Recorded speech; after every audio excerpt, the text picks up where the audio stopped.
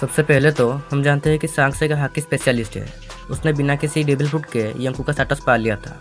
उसका conquerors hockey इतना powerful है कि उसकी प्रेजेंस सिर्फ हॉकी यूजर्स को नहीं बल्कि शिप्स और एनवायरनमेंट को भी इफेक्ट करता है। जैसे कि आप सबने देखा होगा, मरीन फोर्ड में उसने आकाइनो का पंच रोक दिया था बिना किसी टेंशन के, और फिर वानो आर्क के दौरान उसने ग्रीन बुल को सिर्फ हॉकी के प्रेशर से भगा दिया था। तो क्या सांक्स के पास एक एडवांस डिवाइन हॉकी है जो किसी डेविल फ्रूट से भी ज्यादा ओपी हो सकती है?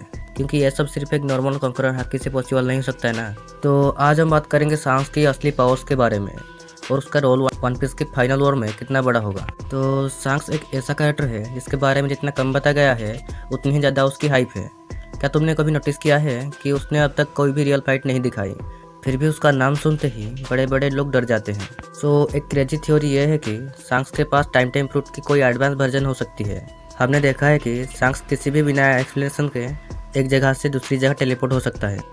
मरीन फोर्ड में जब व्हाइट बियर्ड और एस मर चुके थे तब तक कोई भी वहां पहुंचा नहीं था, पर सांक्स बिना किसी डिले किए वहां आ गया था। इसका एक और बड़ा एग्जांपल यह है कि वानो आर्क में जब उसने ग्रीन बुल को रोक दिया था बिना कोई वार्निंग के और तुरंत ही। क्या यह सिर्फ स्पीड है या उसके पास कोई टाइम बेस्ड एबिलिटी है? सांक्स के बारे में एक और पॉपुलर थ्योरी ये है कि सांक्स एक स्पेशल ब्लड लाइन कलेस्टियल ड्रैगन को बिलोंग करता है। उसका ग्रोसई के साथ प्राइवेट मीटिंग करना एक प्रूफ है कि वो एक नॉर्मल पायरेट नहीं है।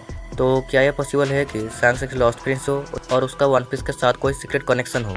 तो सांक्स एक ऐसा कैरेक्टर है जो जितना दिखा दिया है उतना ही ज़्यादा उसका सीक्रेट है। क्या वो सिर्फ एक हॉकी गॉड है? उसके पास कोई हिडन डेविल फ्रूट पावर हो सकती है? और सबसे बड़ा सवाल ये है कि क्या वो लूफी का सबसे बड़ा फाइनल एनिमी हो बन सकता है? कमेंट सेक्शन में बताना क्या आपको लगता है।